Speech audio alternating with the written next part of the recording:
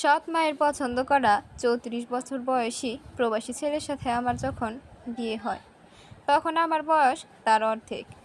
মায়ের মুখের উপর কথা বলার সাহস ছিল না, বিধায় চুপ করে বিয়ের আসরে বসে যাই আমি। মনে করেছিলাম বিয়ে করলে হয়তো ভালো একটা পরিবেশ পাবো, যেখানে আমি সুখে থাকতে পারবো। কিন্তু যেটা ভেবেছিলাম সেটা ভুল ছিল। এক নরক থেকে মুক্তি পেয়ে আমি যে আরেক নরকে গিয়ে পড়েছিলাম, এটা বুঝতে আমার 2 দিন সময়ও দরকার পড়েনি। স্বামী নামের একটা কীটের হাতে এসে পড়েছিলাম আমি। জানি না কোনো স্বামী তার সদ্য বিয়ে করা বউকে অশ্লীল ভাষায় বকে কিনা, কিন্তু সেদিন কোনো অপরাধ না করেও আমাকে প্রচুর বকা শুনতে হয়েছিল। 21 দিনের ভয়াবহ দিন কাটানোর পর আমার স্বামী যখন বিদেশ চলে গেল, তখন একটা দীর্ঘ স্বস্তির নিঃশ্বাস ফেলেছিলাম, এই ভেবে যে অন্তত কারো বকা আর মায়ের খাওয়া লাগবে না। কিন্তু আমার ভাগ্য যে আমার জন্মের পর থেকেই আমার বিপক্ষে, সেটা আমার মনে ছিল না। উনি যাওয়ার পর থেকেই আমার দেবর আর আমার ননদের বড় ছেলে আমাকে হ্যারাসমেন্ট করতে থাকে। পিছন থেকে এসে জড়িয়ে ধরা, সব স্পর্শকাতর জায়গাগুলোতে হাত দেওয়া ছাড়াও যত রকমের কাজ আছে তারা করতে লাগলো। আমার শাশুড়িকে জানালাম বিষয়টা, কিন্তু ওই যে রসুনের প্রত্যেকটা মুখ এক জায়গাতেই থাকে, এরাও ঠিক তেমন। আমি অভিযোগ করার পর থেকে আমার উপর নির্যাতনের মাত্রা বেড়ে গেল। সবচেয়ে বেশি আশ্চর্য হতাম যখন আমার ননদের ছেলে আমার সাথে বাজে ব্যবহার করত। শাশুড়িকে জানানোর পর যখন কোনো কাজ হলো না, সিদ্ধান্ত নিলাম আমার স্বামীকে বিষয়টা জানাবো, কিন্তু সেটাও হলো না। আমার ফোন কেড়ে নেওয়া হলো, আমাকে হুমকি দেওয়া হলো যদি তার ছেলের কানে কিছু যায় আমার খবর খারাপ হবে। মুখ বুঝে সহ্য করা ছাড়া আর কোনো উপায় ছিল না। আমার জায়ের সাহায্য নিয়ে আমার স্বামীকে আমি সব জানালাম, কিন্তু তাতেও কোনো লাভ হলো না। উল্টো আমার স্বামী লিমন আমাকে দুশ্চরিত্রা বানালো, আর যত রকমের বাজে কথা আছে সব শুনিয়ে দিল আমাকে। সেদিন সারা দিন রাত আমি কান্না করেছিলাম। যে সংসারে স্বামীর কাছে বউয়ের কোনো মূল্য থাকে না, সেই সংসারে থাকা আর না থাকা সমান। তবুও মুখে কুলু পেটে অত্যাচার সহ্য করে যাচ্ছিলাম। এর মাঝে আমি আমার বাবার বাড়ি বেড়াতে যেতে চাইলে আমার শাশুড়ি আমাকে বলল, তুমি যদি ওই বাড়ি থেকে এক পা কোথাও যাও, তাহলে আমার ছেলেকে ডিভোর্স দিয়ে যেতে হবে। আমার পায়ের তলা থেকে মাটি সরে গিয়েছিল আমার শাশুড়ির কথা শুনে।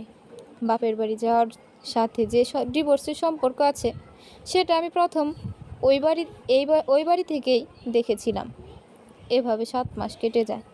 এর মাঝে আমার বাবা, বড় ভাই বা সৎ মা কেউ আমাকে একটা বারের জন্য দেখতে যায়নি। আমার স্বামী দুবাই থেকে বাড়িতে আসার সাথে সাথে আমাকে ডিভোর্স দিতে নিয়ে যাওয়া হয়। উনি আমার একটা কথাও শোনেনি। ওর মায়ের কথা শুনেই আমাকে ডিভোর্স দিতে নিয়ে যায়। আমার স্বাক্ষর হবার পর আমাকে বলে, এবার কোথায় যাবি যা। আমার মোবাইল, কিছু টাকা, গহনাসহ যাবতীয় কিছু রেখে দেওয়া হয়। শুধু স্যান্ডেল পায়ে সেদিন ওই বাড়িকে পর করে চলে এসেছিলাম। আর বারবার আল্লাহর কাছে বলছিলাম, আল্লাহ, আর কোনো মেয়ের সাথে যেন এমনটা না হয়। বিয়ের সময় ভেবেছিলাম কষ্ট হয়তো বা বিদায় করে দিয়ে বাপের বাড়ি থেকে চলে গেলাম, কিন্তু অভাগীর দিকে কষ্ট বারবার ফিরে তাকায়, তার পিছু ছাড়তে চায় না। তা না হলে কি আরও বেশি কষ্ট নিয়ে আবার বাবার বাড়ি ফেরত আসি। বাড়িতে ঢুকে যার সাথে দেখা হয়, সেই আমাকে অচেনা লোক মনে করে এড়িয়ে চলতে শুরু করে। একমাত্র আমার চাচি আমাকে জড়িয়ে ধরে কান্না করে আর আমাকে মেন্টালি সাপোর্ট করে। কিন্তু যাদের সাপোর্ট দরকার তারা যদি না করে, তাহলে কি আর কষ্ট কমে? আমার ভাবির কাছে গেলাম, সে আমাকে বলল ভাইয়ের কাছে গিয়ে ক্ষমা চাইতে। মনে অনেক সাহস সঞ্চয় করে বড় ভাইয়ের কাছে একটু ছায়া খোঁজার আশায় গেলাম, কিন্তু সেই ভাই আমাকে তার পায়ের জুতা খুলে চোরের মতো পিটিয়েছিল। ভাবি গর্ভবতী ছিল, আমাকে ঠেকাতে গিয়েও সে ভাইয়ের হাতে মার খেয়েছিল। ভাই শুধু বলতেছিল সব দোষ নাকি আমার, কিন্তু কেউ একটাবার বুঝতে চায় নাই যে আমার সংসার ভাঙাতে আমার কোনো দোষ নাই। আবার সেই উঠতে বসতে সৎ মায়ের খোঁচা, ভাইয়ের দুর্ব্যবহার, আব্বার মুখ গোমড়া করে থাকা, মোটের ওপর সব কিছুকে জাহান্নামের আগুনের মতো মনে হচ্ছিল। আমি যদি দুদিন না খেয়েও থাকতাম, কেউ এসে খাইয়ে দিয়ে যাওয়া তো দূরের কথা, এসে জিজ্ঞাসাও করতো না আমি খেয়েছি কিনা। শুধু আমার ছোট চাচি এসে আমাকে খাইয়ে দিয়ে যেত, তবুও সব সময় আসতে পারতো না। আর ভাবি ভাইয়ের কথার বাইরে আসতে পারতো না। সিদ্ধান্ত নিলাম বাড়ি থেকে দূরে কোথাও চলে যাব, যেখানে আমার কেউ নেই, পরিচিত কেউ নেই। দরকার হলে কাজ করে খাবো কোথাও, তবু এই নরকে থাকবো না। কিন্তু পারছিলাম না, কিন্তু সেই সাহসটা সঞ্চার করতে পারছিলাম না। সেটা আমার মা করে দেখিয়েছিল। সেই সাহসের কারণে আমাকে হতে হয়েছে একটা পুরো পরিবারের কাছে কুকুরের মতো। যেই সাহসের কারণে আমাকে দেখলে অন্য সবাই নাক ছিটকাতো, সেই সাহসটা আমি দেখাতে না পেরে ওই বাড়িতেই থেকে গেলাম। বেশ অবস্থা সম্পূর্ণ একটা পরিবারে আমার জন্ম হয়েছিল। শুনেছিলাম একটি মেয়ের আশায় যখন সবাই ছিল তখনই আমার জন্ম। কিন্তু কে জানতো সোনার চামচ মুখে নিয়ে জন্ম নেওয়া শিশুটার জন্য ভয়াবহ সুখ অপেক্ষা করছে। আমার জন্মের পরে আমার মা আমার বাবাকে বিদেশ পাঠিয়ে দেয়, যাতে আমার ভবিষ্যতের জন্য কোনো চিন্তা করা না লাগে। বাবা মায়ের কথা মতো বিদেশে চলে যাও। আর মা এদিকে বাবার অগোচরে একটা ব্যাংকে চাকরি নেয়। কিন্তু এটা আমার বাড়ির আশেপাশের কারো চোখে সহ্য হয়নি, এমনকি আমার মেজো কাকুরও না। আমার বাবাকে মায়ের চাকরির ব্যাপারে সব কিছু বলে দেয়। আর সেই দিনই ফোন দিয়ে বাবা মায়ের সাথে প্রচুর ঝগড়া করে এবং মাকে চাকরি ছাড়তে এক প্রকার বাধ্য করে। মা চাকরি ছেড়ে দিয়ে বাড়িতেই সময় কাটাতে লাগলো। এর মধ্যে বাড়ির পাশের একটা বদলোকের নজর পড়ে আমার মায়ের উপর। আমার বয়স তখন 7 বছর। সব সময় লোকটা মায়ের পিছু পিছু ঘুরঘুর করত। মা সেখানে যাবে, সেখানেই যাবে। আমি শুধু মায়ের নীরবে কান্না করা দেখতাম। কাউকে ভয়ে কিছু বলতো না, এটা ভেবে যে অপবাদ বের হয়ে যাবে। অথচ যে লোকটা এই ঘৃণা কাজ করত সেও দুটো বাচ্চার বাবা। এদিকে বড় ভাইয়ের উচ্ছৃঙ্খল জীবনযাপন, অন্যদিকে ওই লোকটার জ্বালাতন মাকে দুর্বিষহ করে তুলেছিল। এর মাঝে কাটার উপর বিষ ফোড়া হয়ে আসে আমার দূর সম্পর্কের খালা। সে এসে মাকে বলে যে খালু বিদেশ যাবে, কিছু টাকা লাগবে। টাকার পরিমাণ 5 লাখের মতো। মা তার বোনের মুখের দিকে তাকিয়ে টাকা দেওয়ার কথা বলে, কিন্তু সেটা আমার গ্রাম থেকে উচ্চ সুদে নিয়ে। আর সেই সুযোগটাকেই কাজে লাগায় ওই বদলোকটা। মায়ের কাছে আসার জন্য মাকে 2 লাখ টাকা ধার দেয়। হয়তো বা ভাগ্য এমন ছিল, দুর্ভাগ্যবশত খালু টাকা ধরা খায়। সেটাই হয়ে যায় আমার মায়ের জীবনের জন্য সবচেয়ে বড় টার্নিং পয়েন্ট। সুদের পরিমাণ যখন বাড়তে থাকে তখন লোকটা সারাক্ষণ মায়ের সাথে থাকতো। এক কথায় পরিস্থিতির ফয়দা লুটতে থাকলো। হঠাৎ করে মা চেঞ্জ হতে থাকলো। যেই মা আমাকে কোনোদিন বকা দিত না, সেই মা আমার গায়ে হাত তুলতে লাগলো যখন তখন। দিন দিন আমার মা ওই লোকটাকে বেশি গুরুত্ব দিতে থাকলো। তখনও বুঝতাম না কাহিনী কি। এখন বুঝি মা পরকীয়ায় জড়িয়ে পড়েছিল, যেটার বাঁধন থেকে মা বেরিয়ে আসতে পারে নাই। লোকটা আমার বাবার থেকেও সুদর্শন ছিল। সেই সৌন্দর্যের মোহে পড়েই হয়তোবা আমার মা সব ফেলে তার হাতে হাত রেখেছিল। মায়ের ভুলের কারণে সুদের টাকার পরিমাণ এতটাই বেড়ে গিয়েছিল যে শেষমেশ আমাদের বাড়িটাও বিক্রি করে দেওয়া লাগে। কারণ ততদিনে আমার বাবা আমাদের জন্য টাকা পাঠানো বন্ধ করে দিয়েছে। আমাদের বাড়িতে আমরাই ভাড়া থাকতে লাগলাম। একটা অসাধারণ অনুভূতি তৈরি হতো তখন। এসবের মাঝে একদিন কাবিন করে মা সেই লোকটার সাথে সম্পর্কে জড়িয়েছিল, তাকে বিয়ে করে ফেলি। গিফট হিসেবে আমি গেলাম মায়ের সাথে। মা আমাকে অনেক বোঝাতো যে লোকটাকে যেন বাবা বলে ডাকি, কিন্তু আমি কোনো সময়ের জন্যই ডাকতাম না। ছোটবেলা থেকেই অভ্যাস ছিল মায়ের সাথে ঘুমানোর, তাই মাকে বাদে আমি ঘুমাতে পারতাম না। তাই মায়ের নতুন করে আবার বিয়ে হওয়ার পরে আমি তার সাথেই ঘুমাতাম। কিন্তু সবাই কি আর এটা সহ্য করে? একদিন মা আমাকে থাপ্পড় দিয়ে রুমের বাইরে বের করে দেয়। সেদিন সারা রাত দরজার করা ধরে আম্মা আম্মা বলে চিল্লাচ্ছিলাম, কিন্তু আমার ডাকে মায়ের মনে একটুও মায়া জন্মায়নি। সেদিন কান্না করতে করতে কখন যে ঘুমিয়ে গিয়েছিলাম টেরই পাইনি। ভোরে যখন মা ডাক দিল তখন আমি উঠেছিলাম। এরপরে মা আমাকে তার সাথে নেওয়া শুরু করে আবার, কিন্তু তাদের দুজনের পৈশাসিক বিনোদনের সাক্ষী হওয়া লাগছে বহুবার। এরপরে লজ্জাতে আমি মায়ের সাথে ঘুমানো বন্ধ করে দিই। মা যে লোকটাকে বিয়ে করে তার ভেতর যথেষ্ট মায়া ছিল, কারণ আমি যখন যা চাইতাম তখন তাই দেওয়ার জন্য রেডি থাকতো। লোকটার আগের বউটা কোনো একটা কারণে বোবা হয়ে গিয়েছিল আর প্রচণ্ড রকমের অসুস্থ ছিল। মহিলাটি নীরবে কান্না করতো, কারো কাছে কোনো সময় বিচার চাইতো না। মহিলাটি ছিল ওই বাড়িতে একটা পরিত্যক্ত রুমের মতো, যেখানে মানুষ ইচ্ছা হলে ঢোকে, না হলে না। তেমনি ওনাকেও সেবা যত্ন কম করা হতো। ইচ্ছা হলে কেউ তাকে দেখতো, না হলে না।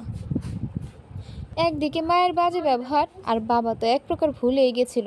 সবার অযত্নে ঝোপে জন্ম নেওয়া ভাটি ফুলের মতো বড় হতে থাকলাম। 10 বছর পর আমার প্রবাসী বাবা দেশে আসে। আমার জন্য না, নিজের জন্য, তার পরিবার তৈরি করার জন্য।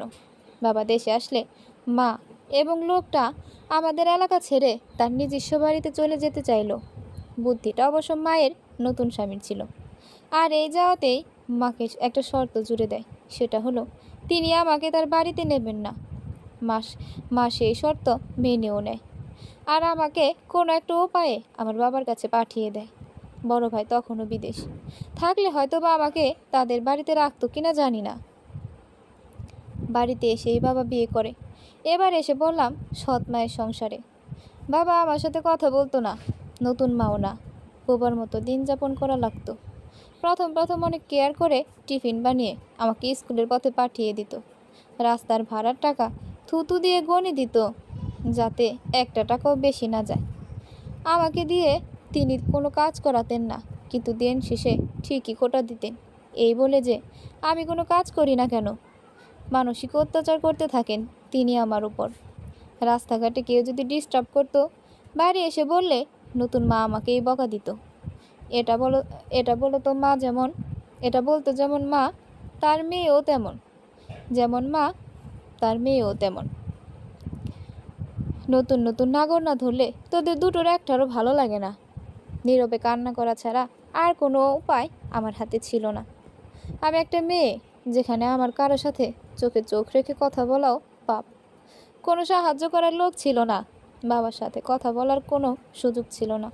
তিনি সকালে বের হতেন, রাত্রে আসতেন। যদি কখনো মাকে বলতেন আমি কেমন আছি, নতুন মা একগাল হেসে দিয়ে বলতো, ওরে তো নিজের মেয়ের মতোই রাখি, ও ভালো থাকবে না কেন। কখনো যদি হাসি মুখে বাবার সাথে কথা বলার চেষ্টা করতাম, বাবা অন্যদিকে তাকিয়ে চলে যেত। মনে হতো সমস্ত অন্যায় আমি করেছি। এর মাঝে আমার মা 2 বছর কোনো খোঁজ নেয়নি আমার। পরে কোনো একভাবে নাম্বার পেলে মা আমার খবর নেওয়া শুরু করে। আমার একটা বদ অভ্যাস ছিল, আমি কম দামি জামা কাপড় পরতে পারতাম না, কেমন জানি লাগতো। অবশ্য দোষটা আমার মায়ের, সেই আমাকে দামি জামা কাপড় গায়ে দেওয়ার লোভ জাগিয়েছিল। এটা মা জানতো বলেই সুযোগ পেলে আমার জন্য অনেক জামা কাপড় কিনে নিয়ে দিয়ে যেত সবার অগোচরে। মাকে জড়িয়ে ধরে রাখতাম অনেকক্ষণ, মন চাইতো তাকে সারা জীবন এভাবে ধরে রাখি, কিন্তু সেই সাধ্য কি আর ছিল। বছরে 2টা ঈদেই আমার নতুন মা আমার জন্য কেনাকাটা করত। অনেক দামি কাপড় কিনে দিত, যেগুলো আমার মা অন্যদের দিয়ে দিত। সেই কাপড় নতুন মা আমাকে কিনে দিত, অথচ বাবার ইনকাম তখন লাখের উপরে। বাবার তো সেদিকে কোনো খেয়ালই নেই, শুধু এই খোঁজটাই নিত যে আমি বেঁচে আছি কিনা, হয়তো বা মরে গেলেই বেটার হতো। বোঝা হয়ে বেঁচে থাকা লাগতো না। আল্লাহর কাছে প্রশ্ন করতাম, কেন আমাকে ছেলে বানিয়ে দুনিয়ায় পাঠালে না? কেন এত কষ্ট আমাকে দিলে আল্লাহ? আমি কি এত কষ্ট ভোগ করার মতো মানুষ? তারপরও আল্লাহর সহায় চাইতাম, কারণ তিনি ছাড়া আমাকে দেখার মতো কেউ নাই। যারা আছে তারা নিজস্ব সুখ শান্তি আদায় করতে ব্যস্ত। তারা আমাকে তাদের অস্তিত্ব মনে করত কিনা সেটা নিয়ে আমি সন্দিহান ছিলাম। হয়তো বা দায় ঠেকানো ভালোবাসা বা দায়িত্ব রক্ষা করা ভালোবাসা ছিল এইগুলো, জানি না সেগুলো কি ছিল। আমার বাবা আবারও বিদেশ চলে যায়। তারপর আমার একটা অসুখ হয়। অ্যালার্জিজনিত সমস্যার কারণে পায়ের অবস্থা খুব খারাপ। ওষুধের কথা ভয়ে বলতে পারতাম না। অবস্থা খারাপ দেখে আমার দাদি আমার নতুন মাকে বুঝালো। তিনিও তার দায়িত্ব পালন করলেন। একটা ফার্মেসি থেকে কিছু অ্যালার্জির ওষুধ নিয়ে এসে সেগুলো খেয়ে আমার অসুখ তো কমলই না, বরং বেড়ে গেল। আমার শরীর ক্রমশই দুর্বল হয়ে যাচ্ছিল। একটা সময় মনে হতো মরেই গেলাম। আমার মনে আছে নতুন মা আমার জন্য 1 পোয়া দুধ আর একটা স্যালাইন কিনে খাইয়ে বলেছিল, নে খা, তোর জন্য কি কেউ টাকার গাছ লাগিয়ে রাখছে নাকি? এ কথা বলে যদি কেউ কারো মুখে অমৃত তুলে দেয়, জানি না কারো মুখে দিয়ে নামবে কিনা। রাগে দুঃখে দিলাম ওষুধ নেওয়া বন্ধ করে। কে যেন বুদ্ধি দিয়েছিল, তার কথায় যেখানে অ্যালার্জির ঘা হয়েছিল সেখানে শুকনো মরিচ বেটে লাগিয়ে রাখতাম। মরিচের ঝালে জ্বলুনিতে প্রচুর কান্না আসতো। বাবা কোনো একটা উপায়ে জানতে পারলো আমি অসুস্থ। নতুন মায়ের কাছে ফোন দিয়ে আমার খোঁজ নিতে শুনলাম। তিনি দেখলাম চেঁচিয়ে বলছে, আমি খুবই ভালো আছি। তিনি আমাকে শহরের ডাক্তার দেখিয়েছেন, কিন্তু ওষুধ খাওয়া বন্ধ করে দিয়েছে। আমাকে আর ডাক্তার দেখাবে না। মুচকি একটা হাসি দিলাম নতুন মায়ের কথা শুনে। মিথ্যাটা লুকিয়েও বলতে পারে না, বোকা।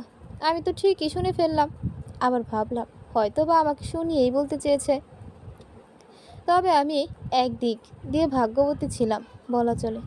খাবারের সমস্যা কোনো দিন আমার হয়নি, বরং ডাক্তার যে মাছ আমার অ্যালার্জির জন্য খেতে নিষেধ করে দিয়েছিল সেগুলোই বেশি রান্না হতো। সব কিছুর ফিরেও মনের মতো একটা ভাবি পেয়েছিলাম, যে নিজের জিনিসপত্র বিক্রি করে আমাকে ওষুধ কিনে দিত। আমি যখন ক্লাস 9-এ পড়ি, ভাইয়া বাড়ি এসে আমার জন্য ছেলে দেখতে শুরু করে। কাটার উপর পিস ফোড়া যাকে বলে, কাঠের পুতুলের মতো সাজিয়ে বরপক্ষের সামনে আমাকে নিয়ে যাওয়া হতো। আর সবাই এমন ভাব করতো যেন আমাকে ছাড়া তারা কিছুই বোঝে না। এর মাঝে একটা ছেলেকে আমার পছন্দ হয়। দূর থেকে তাকে দেখছিলাম, কিন্তু সেদিন আমাকে পাত্রপক্ষের সামনে নিয়ে যাওয়া হয়নি। কারণটা খুব সিম্পল। ছেলেটা ব্যবসা করত। যদি বিয়ের পর আমার বাবা অথবা ভাইয়ের কাছে টাকা চায় ব্যবসার উন্নতি করার জন্য, তখন লিমনকে দেখে তাদের পছন্দ হয়। পছন্দ হওয়ার কারণ লিমন প্রবাসী, কোনো সময় টাকা চাইবে না আমার পরিবারের কাছে। আর এটাই আমার জীবনটাকে আরেক ধাপ ধ্বংস করে দিয়েছিল। লিমনের সাথে ডিভোর্স হওয়ার পরেও সে আমার বাড়িতে ফোন দিয়ে নানা ধরনের আজে বাজে কথা বলতো। এতে আমার নতুন মা আমার উপরে আরও রেগে যেত। কয়েকদিন ফোন করার পরে আমার ব্যবহৃত জিনিসপত্র ও টাকার কথা বললে সেটা এড়িয়ে যায় এবং এক সময় ফোন দেওয়া বন্ধ করে দেয়। বাড়ি থেকে বড় ভাই সিদ্ধান্ত নেয় যে আমাকে উন্মুক্ত বিশ্ববিদ্যালয়ে ভর্তি করিয়ে দিবে, যাতে আমি পড়ালেখা করতে পারি। কিন্তু টাকার অভাবে পরবর্তীতে আমি ভর্তি হতে পারিনি। টাকার অভাব বললে ভুল হবে, মূলত নতুন মা টাকা দেয়নি। ভাইকে বলে একটা ফোন নিলাম। শখের বসে একটা ফেসবুক অ্যাকাউন্টও খুলে নেই। কিছুদিন চালানোর পরে টাকার অভাবে যখন ফেসবুক চালাতে পারতাম না, তখন সেটাও বন্ধ করে দেই। 2 মাস পর ফেসবুকে আবার ঢুকি। তখনও ভালো করে কারোর সাথে মেসেজ করতে পারতাম না। কমেন্ট বক্সে মনে করতাম ইনবক্স। সেখানে একটা ছেলের সাথে আমার পরিচয় হয়। ওর নাম সুজন। আমাদের ঘনিষ্ঠতা ক্রমেই বাড়তে থাকে। একদিন ফোন নাম্বার শেয়ার করি, সেখান থেকে কথা বলার পরিমাণ আরও বেড়ে যায়। সুজনকে আমার পরিবার, আমার লাইফের সব কথাই বলেছিলাম। সুজন প্রথমে ভাবতো আমি তার সাথে ইয়ার্কি করে এসব বলি, কিন্তু আমি যে সিরিয়াস এটা সে বুঝতো না। সুজনের সাথে কথা বলার এক পর্যায়ে আমি ঢাকাতে বেড়াতে যাই। সেখানে ওর সাথে ভিডিও কলে কথা বলি। ততদিনেও ও আমাকে দেখেনি। কথা বলার পর থেকে ওর কেয়ারিং আরও বেড়ে যায়। সেই সময় আমার জীবনে প্রথম প্রেম আসে, কিন্তু সেটা অসময়ে বললেও ভুল হবে। আমার জীবনের সুসময়টা তো নষ্ট করে দিয়েছিল আমার পরিবার। আমি প্রথম সুজনকে আমার মনের কথা বলি, তাকে যে আমি ভালোবাসি এটাও বলি। সুজন প্রথমে রাজি না হলেও পরে রাজি হয়। রাজি হওয়ার পিছনে একটা কারণ ছিল। সুজন তার জীবনে বড়সড় একটা ধোঁকা খেয়েছিল একটা মেয়ের কাছ থেকে, যার কারণে সে সুইসাইড অ্যাটেম্প্ট নিয়েছিল। কিন্তু ভাগ্য সহায় থাকায় বেঁচে যায় সে। আর এর জন্যই কোনো মেয়েকে বিশ্বাস করতে চাইতো না। ফুফাতো ভাইয়ের বউ কোনো একভাবে জেনে যায় আমি ফেসবুকে নিজের ছবি শেয়ার করি। আর এটা সে আমার নতুন মাকে বলে দেয়, যার ফলস্বরূপ আমার নাকের নলক, কানের দুল, হাতের বালা সমস্ত কিছু নতুন মা কেড়ে নেয়। ফোনটাও কেড়ে নিতে গিয়েছিল, কিন্তু জোরাজুরি করার কারণে নিতে পারেনি। সেদিন অনেক কেঁদেছিলাম। আমার চারপাশে যে এত শত্রু আছে আমি আগে জানতাম না। সুজনের সাথে কথা হলেই বলতো আমি যেন তার সাথে দেখা করি, কিন্তু এটা বুঝতে চাইতো না যে আমার পক্ষে আমার বাড়ি থেকে বের হওয়া সম্ভব না। নতুন মা 2 দিনের জন্য তার বাপের বাড়ি বেড়াতে গেলে সুজনকে আমি আমার বাড়িতে আসতে বলি। সে আসে এবং 3 ঘন্টা থেকে চলে যায়। আর এই সমস্ত কিছু আমার পাশের বাড়ির একজন দেখে নতুন মাকে আবার বলে দেয়। আর এটাও বলে যে আমি আমার মায়ের মতো নষ্টামি করার জন্য পুরুষ মানুষ ডেকে আনি। পরিস্থিতি ভয়াবহ রূপ ধারণ করে। আমার মনের ভেতর তখন একটা কথা ঘোরাফেরা করতো যে হয়তোবা আমি যদি সুজনকে বিয়ে করি তাহলে জীবনের শ্রেষ্ঠ সুখ পাবো। ও আমাকে কোনোদিন কষ্ট দেবে না। পরের সপ্তাহে শুধুমাত্র ভাইয়াকে জানিয়ে আমরা বিয়ে করে ফেলি। ভাইয়া এসে আমাদের দুজনকে সুজনের বাড়ির পথ ধরিয়ে দেয়। মনে করেছিলাম হয়তোবা সুজনের বাবা মায়ের অনুমতি না নিয়ে বিয়ে করলাম, তারা মেনে নেবে না। কিন্তু আমার ধারণা ভুল ছিল। তাদের বাড়ির সবাই আমাকে এত ভালোবেসেছিল যা বলার মতো না। আমার শাশুড়ি আমাকে মাথায় করে রাখতো, কিন্তু কথায় আছে না, সবার কপালে বেশি দিন সুখ থাকে না। আমার শাশুড়ির ক্যান্সার ছিল, লাস্ট স্টেজ। 1 বছর পরে আমার শাশুড়ি মারা যায়। তিনি থাকতে আমার কোনো কিছুর কমতি রাখেনি, নিজের মায়ের মতো করে ভালোবাসতো। শাশুড়ি মারা যাবার পর দুজনের হাতের অবস্থা খুব খারাপ হয়ে যায়। তার সারা জীবনের সঞ্চয় মায়ের পিছনে ব্যয় করেছে, কিন্তু তাকে বাঁচাতে না পারার একটা আক্ষেপ তার ভিতরে থেকে যায়। আমি সুজনকে বুঝালাম, আল্লাহ যাকে যতদিন হায়াত দিছে তিনি তার বেশি দুনিয়ায় থাকেন না। মায়ের মৃত্যুতে মানসিকভাবে প্রচণ্ড হতাশ হয়ে পড়ে সুজন। হয়তোবা আমার ভালোবাসায় তাকে ডিপ্রেশন থেকে ফিরিয়ে এনেছিল। অফিস করতে সুবিধা হবে ভেবে সুজন তার বাড়ি ছেড়ে একটা ফ্ল্যাট ভাড়া করে। আমাদের দুজনের জন্য সেটা খুব ভালো ছিল। ছাদের এক কর্নারে 2টা রুমের একটা ঘর। ভালোভাবেই চলছিল আমাদের ভালোবাসার সংসার। সুজন অফিস গেলে আমি বাড়িতে একা থাকতাম। এই একাকিত্ব দূর করার জন্য সুজন আমাকে বাচ্চা নিতে বলে। আমি প্রথমে রাজি ছিলাম না, কিন্তু তার চাপে নিতে বাধ্য হই। বাচ্চা পেটে আসার পর সুজনের কেয়ারিং আমাকে মুগ্ধ করে। অফিস থেকে ফিরে প্রায় দিনই আমার পছন্দের খাবার রান্না করে খাওয়ানো, কাপড় ধুয়ে দেওয়া, ঘর মোছা থেকে শুরু করে যাবতীয় কাজ করে দিত সুজন। নিজে নিজে হাসতাম আর আল্লাহকে ধন্যবাদ দিতাম। এই জীবনটা যদি আমাকে আরও কিছুদিন আগে দিত তাহলে কি আর আমার এত কষ্ট সহ্য করা লাগতো। 9 মাসের মাথায় আমি একটা মেয়ে সন্তানের জন্ম দিই। সেটা আরও আশীর্বাদ হয়ে আসে আমার জন্য। আমার বাবা ভাই আমার খোঁজ নিতে শুরু করে। তাদের মমত্ববোধ তখন আমাকে মুগ্ধ করত। এর মাঝে এক ঝামেলা তৈরি হয় আবার। আমার ননদ আমার পেছনে লেগে যায়। পিছে লাগার কারণটা অতি সাধারণ। আমার শ্বশুর আমার মেয়ের জন্য জামা কাপড় কিনে আনলে আমার জন্য একটা কিনে আনতো। সেটাই আমার ননদের সহ্য হতো না, কারণ আমার শ্বশুর আমার ননদকে সেই সময় কিছু দেয়নি কেন। আরও একটা কারণ ছিল, সেটা হলো ও বয়সে ছোট হওয়ায় একটু উপদেশ দিতাম। নানা ধরনের কটূক্তি করে আমার আর সুজনের মাঝে ঝগড়া বাঁধানোর চেষ্টা করত, কিন্তু তার আমাদের মাঝে বন্ডিং সম্পর্কে ধারণা ছিল না। 2 মাস পর তার বিয়ে হয়ে যায়। আমিও স্বস্তির নিঃশ্বাস ফেলি। এখন আমার মেয়ে আর সুজনকে নিয়ে আমার সুখের সংসার। একটু আর্থিকভাবে সমস্যায় থাকলেও ভালোবাসার সংসারে সুখে আছি। সবচেয়ে বড় কথা, প্রতি বছর আমার মা আমার সাথে দেখা করতে আমার বাসায় আসে। আমি তাকে ফেরাতে পারিনি, কারণ মা তো মাই। হাজার হোক সে আমাকে জন্ম দিয়েছে। মা আসলে আমি আলাদা তার সাথে ঘুমাই। তার গায়ের গন্ধ আমার এখনও আগের মতোই ভালো লাগে। শুধু বাবার শূন্যতা উপলব্ধ করি।